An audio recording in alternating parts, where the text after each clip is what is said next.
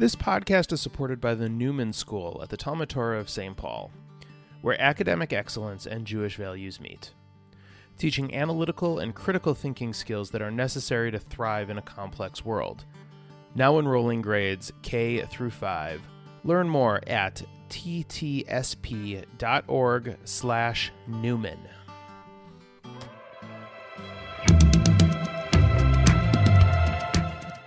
Welcome to this week's Who the Folk podcast. I'm Lonnie Goldsmith, the editor of TC Jewfolk. This week we talk to Jody Weinberg, the founder and CEO of J Teleconnections.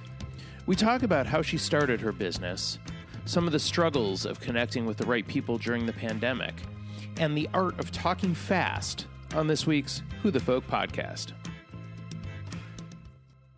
Jody Weinberg, welcome to the Who the Folk podcast. Thank you for joining me. Thank you for having me.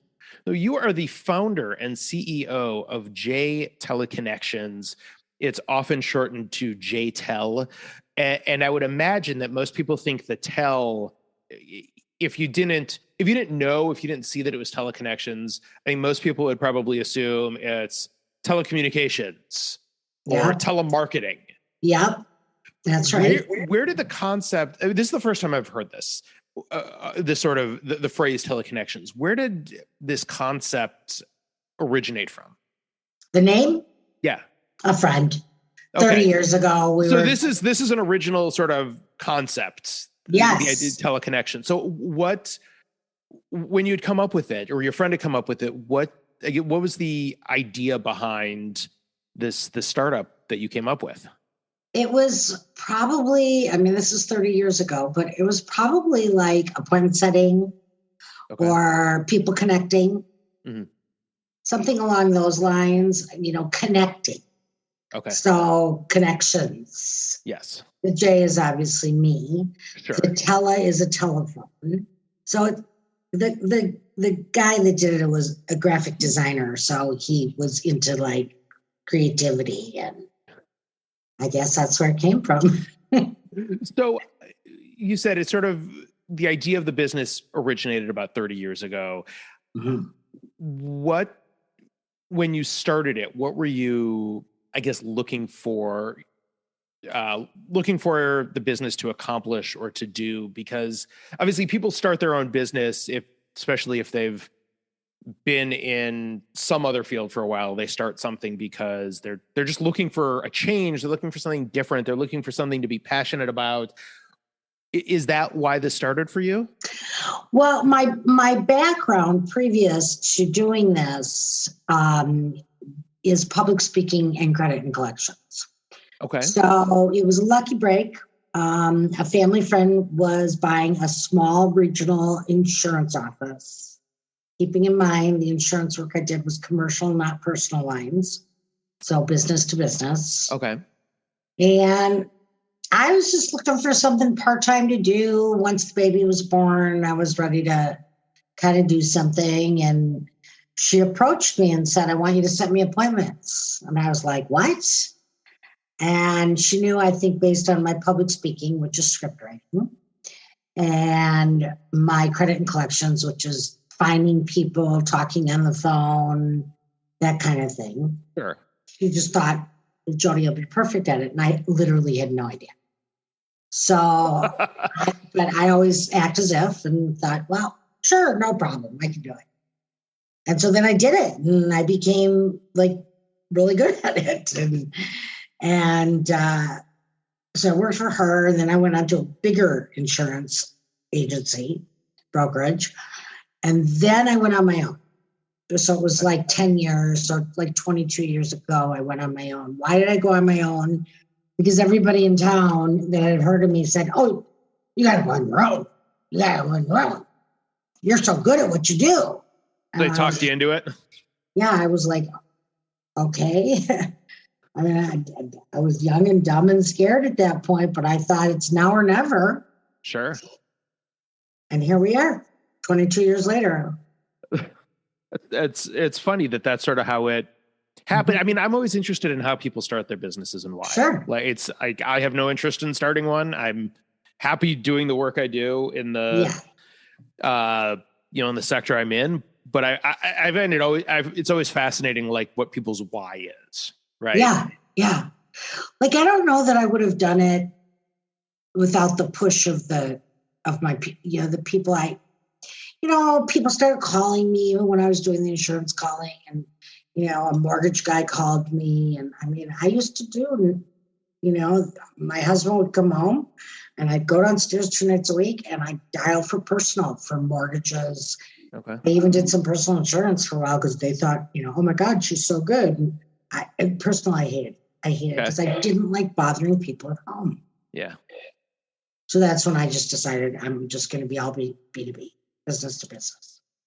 So who are your clients? You don't have to give me names of clients. That's fine. But of course. Who are the people that go to you and say, okay, we need help finding with our pipeline? Yeah. With our pipeline. Okay. So, the niches we have fallen into, but are not limited to, they're mostly professional service people. They're not more services than product.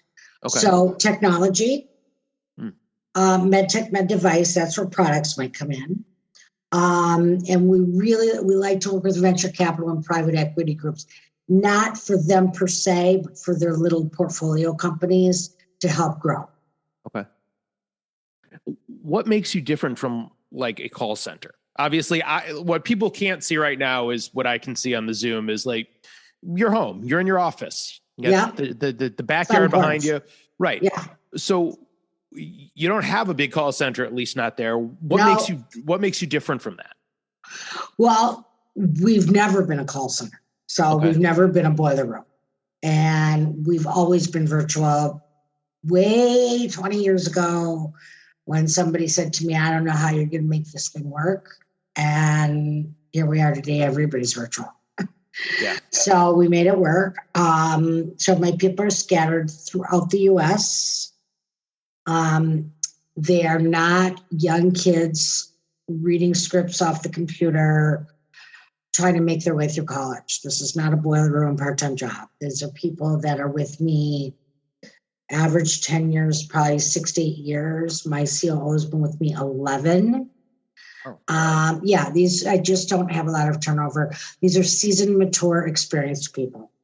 And go ahead. Part of the job, I think my read on it, at least, part of the reason that having the 20-year-old looking to do this in college part-time is that there's some investigative needs, right? They need to be able to dig into a company and figure out who the people for you to talk to are to help set up your client.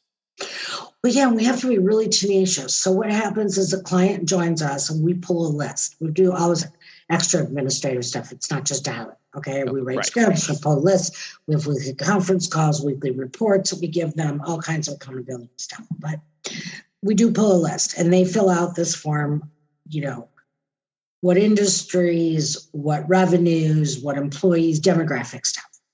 We pull the list and usually we're going to ask them for 3 to 4 titles. So it could be the title that makes the decision. It could not be. They might think it is, meaning they, the client. We call, we say, hi, we're calling on behalf of, we act like we're part of the client's company. So we're calling on behalf of our boss, the CEO, whatever, of such and such company. Our focus is, would you be the person responsible or somewhat responsible, have a toe in it? Oh, no, we're not.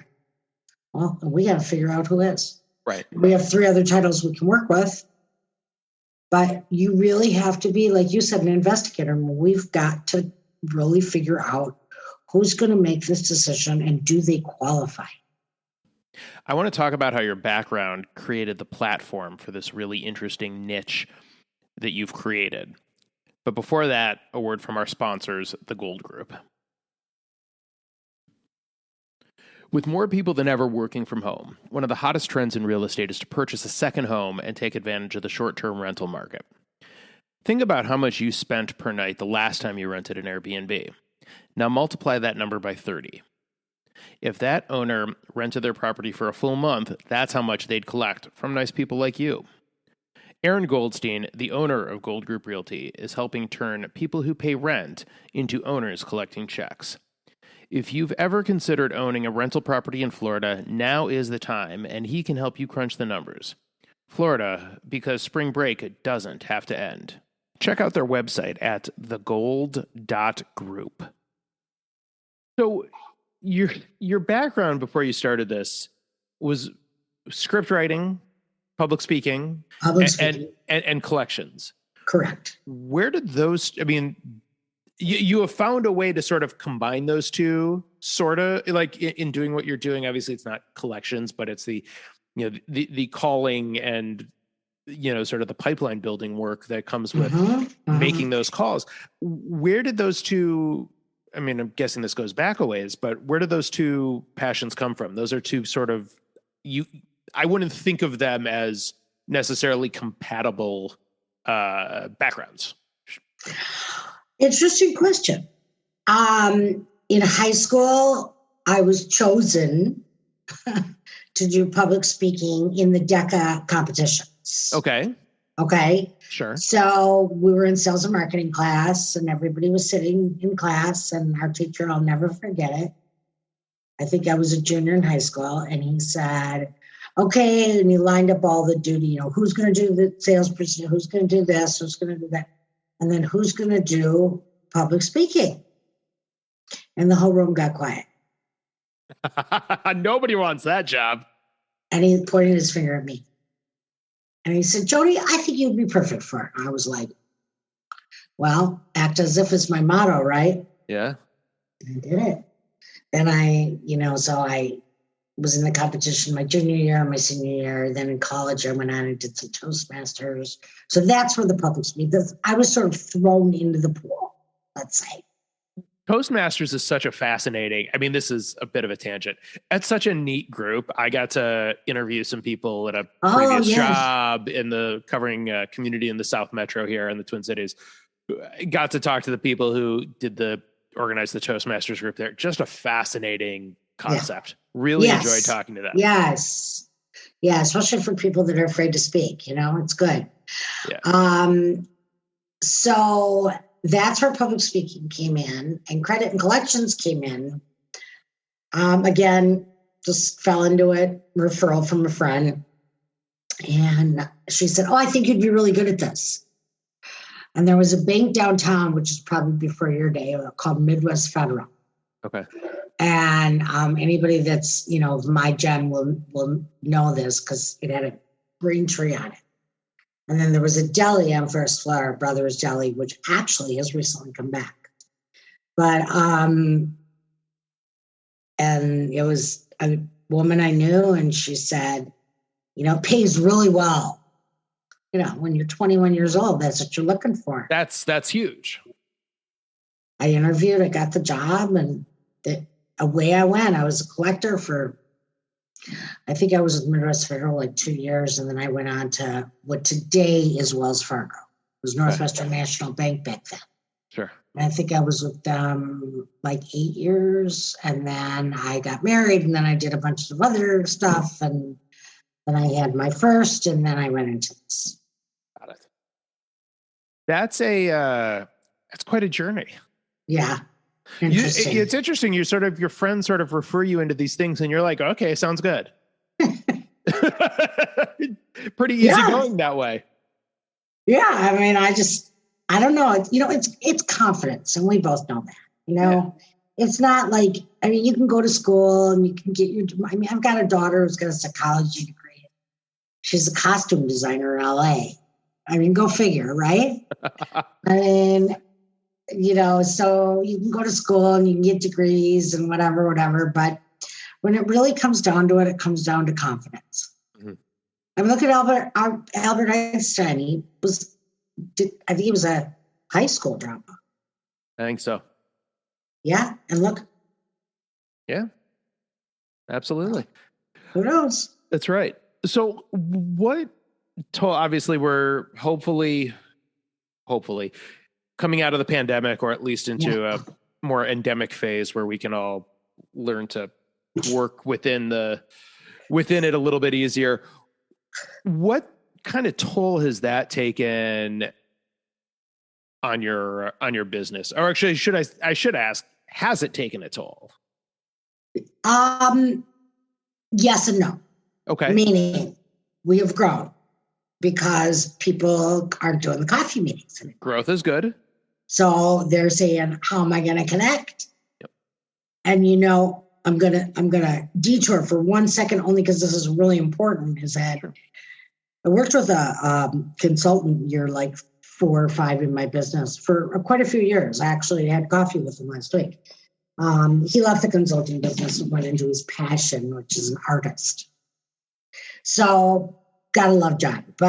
So John worked with me for a few years in the company.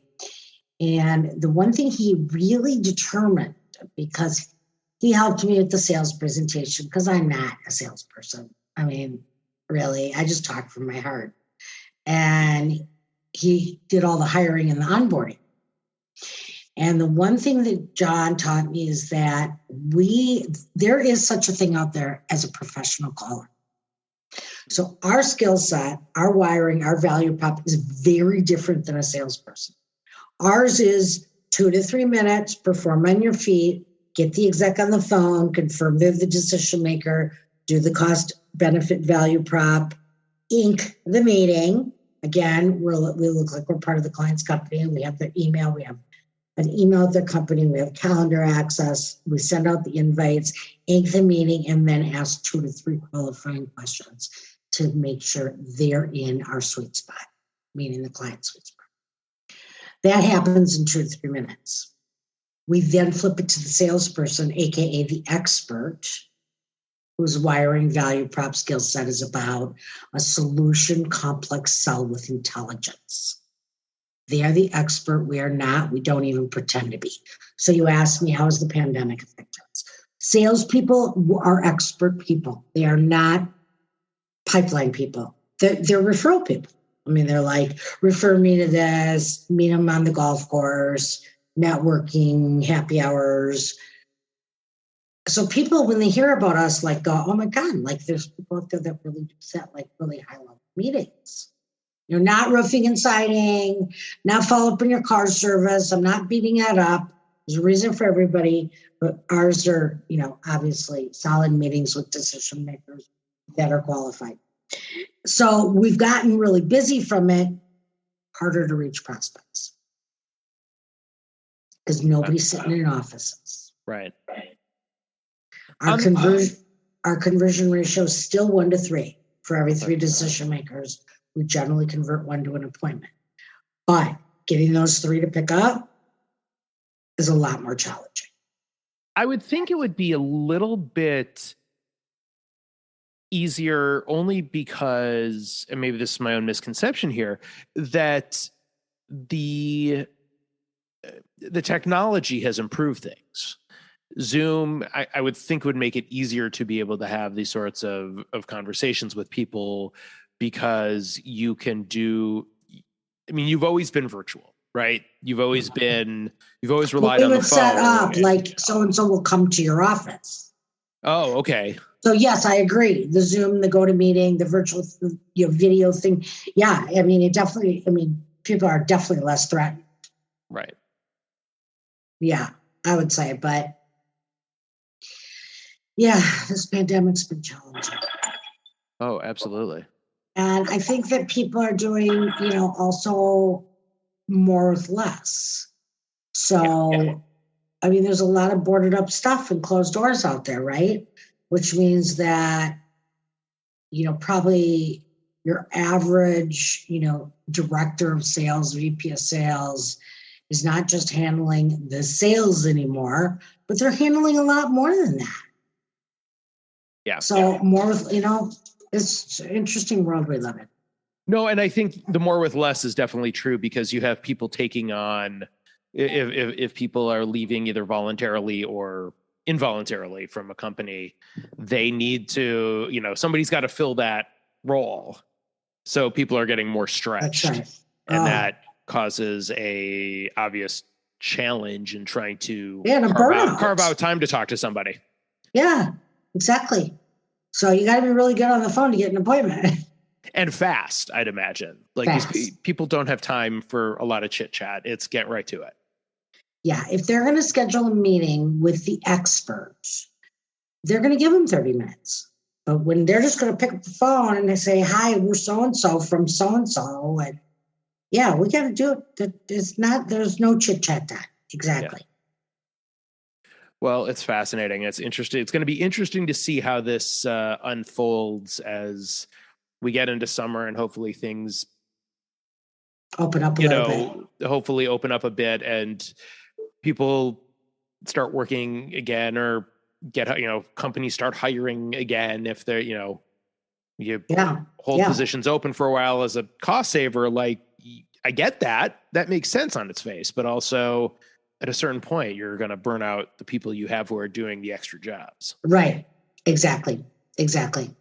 Well, our unemployment rate is pretty low here in Minnesota. So yes, it is. Fingers crossed, Hopefully that means something good, but I'm no analyst when it comes to that. So yeah, me either. Right, exactly. Not the person you want opining on that. Yeah. Oh, and another thing people should know, Lonnie, is that we only hire in the U.S. Oh, okay. So offshore is really cheap. Yeah. What you get, what you pay for. Yep. Enough said there. Thank you. You took the words right out of my mouth. Well, Jody, this has been fascinating learning about you and your business, but last two questions that we always like to end on. A complete 180, and often the more difficult questions that you'll have to answer. What is your favorite Jewish food? I love all of it. Probably knishes or kasha. Oh, okay. Okay. Any ones in particular? My mother's. Okay. On both? Yeah, I mean, well, the kasha is my Aunt Sandy, but it stems from grandma. Oh, sure. But yeah, my father was so funny. He's no longer with us, but he used to call it birdseed and make fun of me. You gonna have the birdseed on? Yep, I'm gonna. And what is your favorite Jewish holiday?